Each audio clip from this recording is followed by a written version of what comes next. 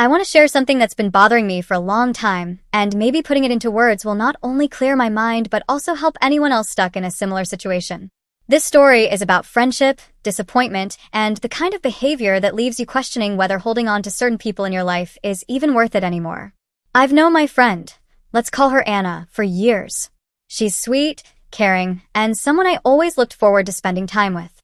But there has always been one big problem: her husband.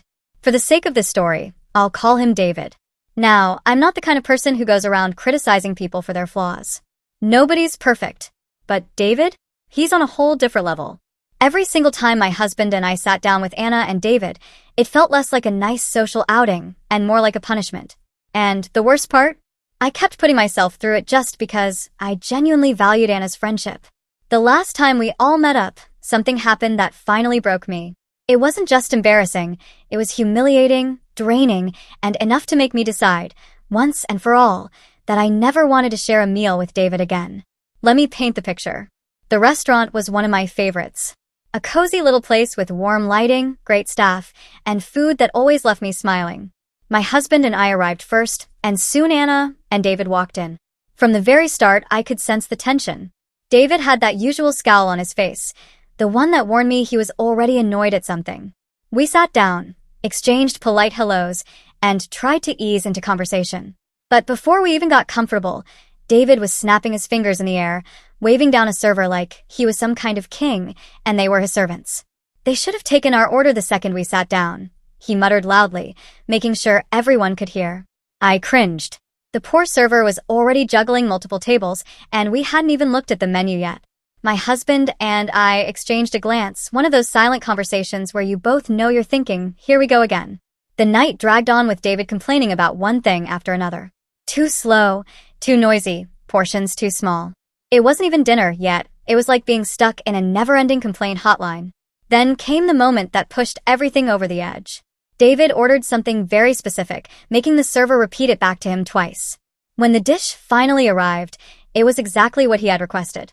But of course, David wasn't satisfied. He started raising his voice, claiming he was being overcharged for something he didn't ask for. The server, visibly shaken, tried to explain politely that it was exactly what David had ordered. But David wasn't having it. He demanded the manager. I wanted to crawl under the table. I even whispered, "It's fine, we'll just cover it." I was ready to pay the bill myself, just to make the scene stop.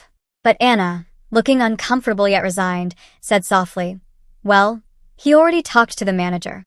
And so it escalated. Loud voices, frustration, tension so thick you could cut it with a knife. I sat there feeling embarrassed, not just for myself but for everyone in that restaurant. I could feel eyes on us, could hear the silence from other tables as people paused to watch the spectacle. That was the breaking point. By the time David finished berating the poor manager, my appetite was gone. I didn't even care about the food anymore. All I wanted was to escape. But the worst part wasn't just the yelling or the attitude. It was how Anna sat there, quietly shrinking into herself, as if this was normal, as if this was simply what dinner with her husband always looked like. I looked at my husband across the table. His jaw was tight, his hands clenched. He's a calm man, not one to make scenes, but I could tell he was as fed up as I was. We both knew, without even saying a word, that this would be the last time we put ourselves through this circus. When the bill finally came, David scrutinized it like he was conducting an FBI investigation. He made the server recalculate things, line by line, as if they were trying to steal money from him. The irony? The dish he was arguing over was maybe a few extra dollars. That was it. A grown man, creating a storm over pocket change. I wanted to sink into the floor. When we finally got out of there, I felt like I had just run a marathon. My stomach was in knots, my cheeks burned with secondhand embarrassment, and my mood was completely ruined. As soon as we got into the car, I let out a long sigh. "I can't do this again," I told my husband. "Me neither," he said. "That guy is toxic. He ruins everything." And for the first time in years, we both agreed that no matter how much I loved Anna, I wasn't going to sit through another meal with her husband. Enough was enough. But here's where things get tricky. Anna is a wonderful person. When it's just the two of us, we laugh, we talk about everything, and I genuinely enjoy her company. She's one of those friends who feels like family. The problem is, she doesn't seem to have a life separate from David. She always has to ask him before making plans. She often cancels on me at the last minute because he said no. And when she does suggest meeting up, it's usually in the form of a double date, because of course, David has to be there. It's exhausting. I started realizing that my time, precious, limited time as a working mom, is worth more than this. If I have a free afternoon, I'd honestly rather scrub my toilet than spend it watching David pick fights with waiters or complain about the world being against him. I even emailed the restaurant afterward to apologize for David's behavior. That's how bad it was. I didn't want them to think all of us were like him. And still, I felt the humiliation lingering for days after. Now here's my dilemma. I don't want to lose Anna. She's kind, she's loyal, and I think, deep down, she really needs a friend. From what I can tell, I might even be her only close friend left. But at the same time, I cannot keep subjecting myself, or my husband, to the nightmare that is David. So what happens the next time Anna asks for a double date? Do I finally tell her the truth? Do I risk our friendship by admitting I never want to see her husband again? Or do I keep pretending, sacrificing my time and sanity, just so I don't hurt her feelings? It's a crossroads I never thought I'd find myself at. The weeks after that disastrous dinner felt oddly calm. No frantic texts from Anna, no sudden invites to meet up. A part of me was relieved. I didn't have to come up with an excuse or brace myself for another awkward outing. But another part of me worried. Was Anna sensing the distance? Did she notice my hesitation? Finally, after about 3 weeks, I got a message from her. Hey, David and I were thinking of grabbing dinner next weekend. You and your husband free. My heart sank. There it was. The dreaded invite. I stared at my phone, debating how to respond. My husband, seeing the look on my face, immediately knew. Another double date? He asked. Yep, I sighed. He shook his head. Tell her no. Seriously, we can't keep doing this. He was right. But how do you tell your friend that you love her, but you can't stand her husband? How do you explain that spending time with them feels like punishment?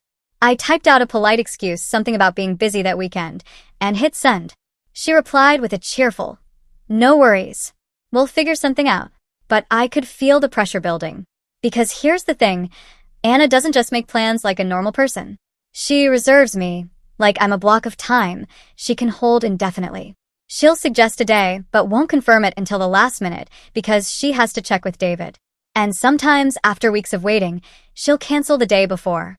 For someone like me, with a full calendar, that's maddening. I need structure. I need certainty. I can't just keep my schedule open, hoping she'll get permission from her husband. And yet, I feel guilty, because Anna's life seems so small. She doesn't have other friends, and she depends on me more than she realizes. Cutting off our double dates feels like cutting off her lifeline to the outside world. But what about my lifeline? My time, my sanity, my peace of mind? That dinner at the restaurant wasn't just embarrassing. It was a wake-up call. Watching David belittle staff, seeing the way Anna shrank into herself, it all made me realize something. I don't just dislike David. I don't respect him. And I can't keep pretending otherwise. The truth is, every time I sit across the table from him, a part of me dies inside. So now I'm stuck in this impossible situation. Do I tell Anna the truth and risk losing her? Or do I keep sacrificing my own happiness just to keep her in my life?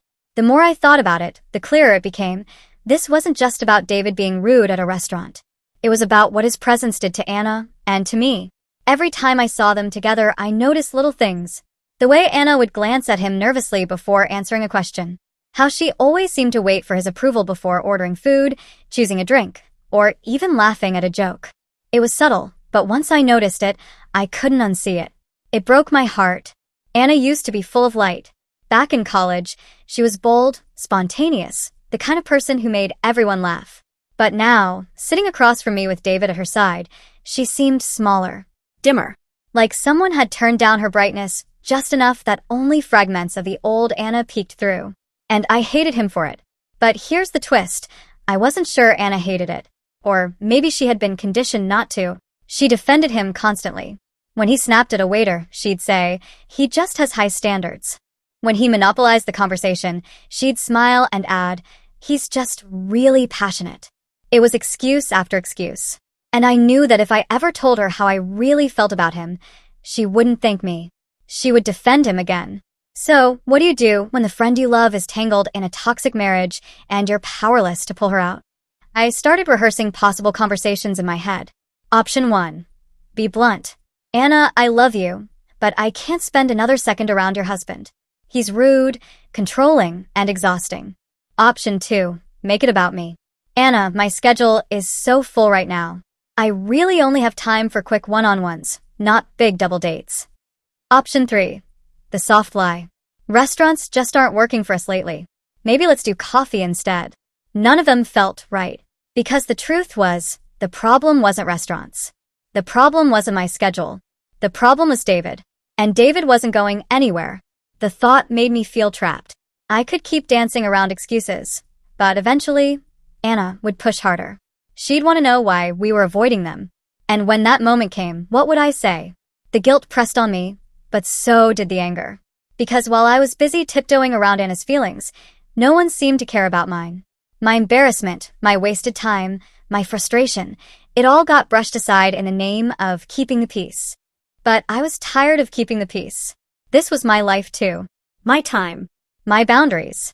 And if protecting them meant risking the friendship, maybe that was a risk I had to take. The breaking point came one evening when Anna texted me out of the blue. Hey, David wants to try that new Italian place. How's Friday night? There it was again. Not she wanted, not we should, but David wants. I felt my chest tighten. I knew if I didn't say something soon, this cycle would never end. My husband, seeing the message pop up, didn't even wait for my reaction. He shook his head and muttered, "Tell her no. Please. I'm not wasting another night watching that man scream about Parmesan cheese." I laughed, but it was bitter. Because he was right. David turned every meal into a battlefield. I stared at the text for a long time before replying. Hey Anna, I'm so sorry, but we're really stretched thin these days. We can't do another double date. But I'd love to grab coffee with just you soon. Let me know when you're free. I hit send, my heart pounding. It was honest but careful. Not an outright rejection of her, just a boundary against him. Her reply came hours later. I'll have to check with David. I'll let you know. And there it was again, that same invisible leash. She couldn't even grab a coffee without asking permission. I set my phone down, frustration bubbling up. This wasn't just about me not liking her husband anymore. This was about watching someone I cared about live under his thumb and realizing I couldn't fix it. The next few weeks were quiet. No new invites, no late-night texts. Part of me worried that my message had created distance. But part of me felt lighter.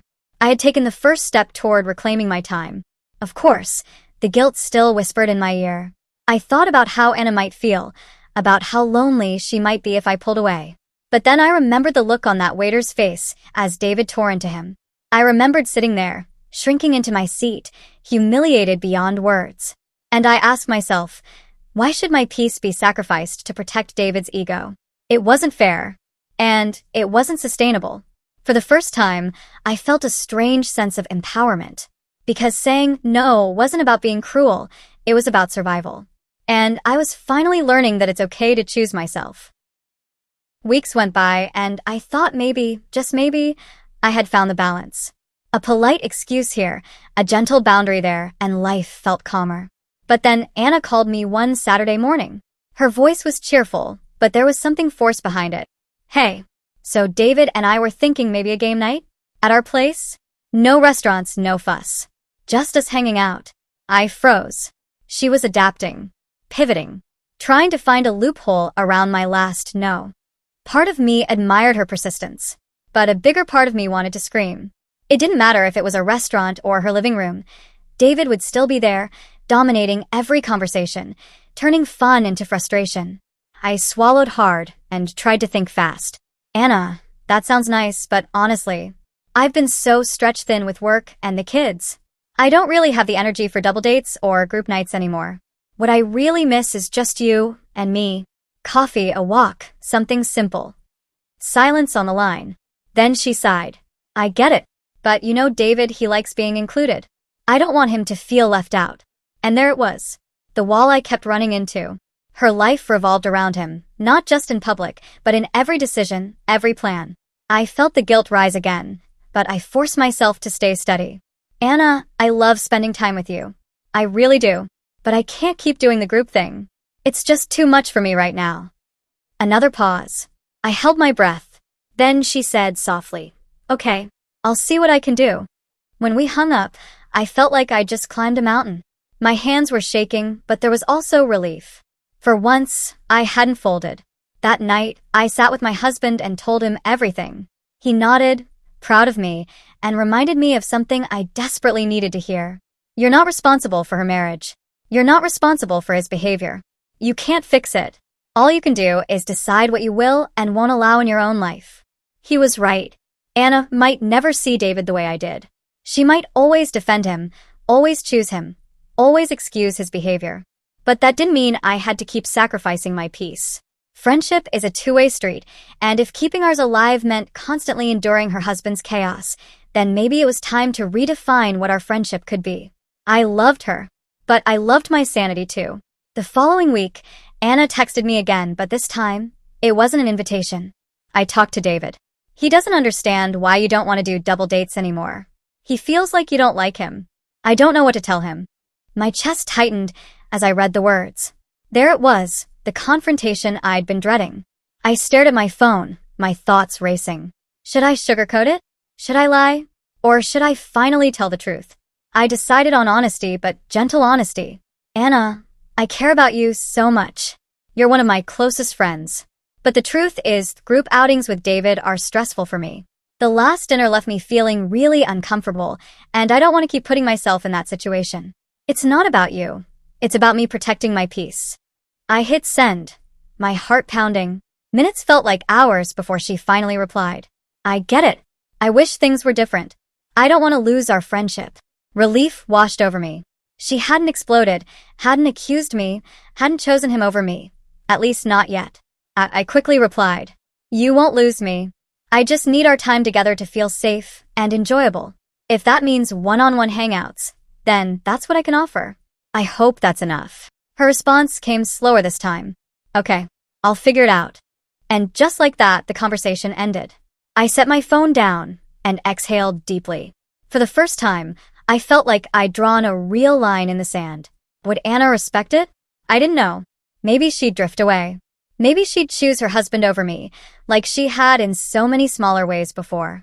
But at least now, I wasn't hiding. I wasn't faking. I wasn't sacrificing myself just to keep the peace. And honestly, it felt empowering. I realized something important that night. Friendships, like marriages, require balance. And if one person is constantly draining you, whether directly or indirectly through their partner, then it's okay to step back. It's not cruel. It's survival. For years, I put Anna's comfort before my own. But this time, I chose differently. I chose me. And maybe, just maybe, that choice would inspire her to one day choose herself too.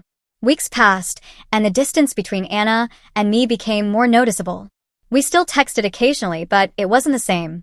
The spontaneous late-night chats, the carefree laughter, the long drives, those moments were rare now. Instead, most of her updates were about David, about their house, about their shared plans. And though I missed her, I realized something. I didn't miss the version of me that existed when David was around. The anxious, small, uncomfortable me. That part of my life was over. One afternoon, I sat at a coffee shop by myself, sipping a latte when it hit me. This wasn't a sad ending. It was simply a shift. A necessary one. Anna was still my friend, but she wasn't my safe place anymore. And that was okay. Because I had built a safe place within myself. I had learned that protecting my peace wasn't selfish. It was strength. That saying no wasn't rejection. It was survival. And most importantly, I realized that growing older means some friendships evolve, some fade, and some are reborn in new forms. Anna had chosen her path. I had chosen mine. And even if our roads no longer ran parallel, I was grateful for the years we shared and for the lessons I carried forward. In the end, this wasn't a story of losing a friend. It was a story of finding myself. And maybe, just maybe, that was the revenge life wanted me to have.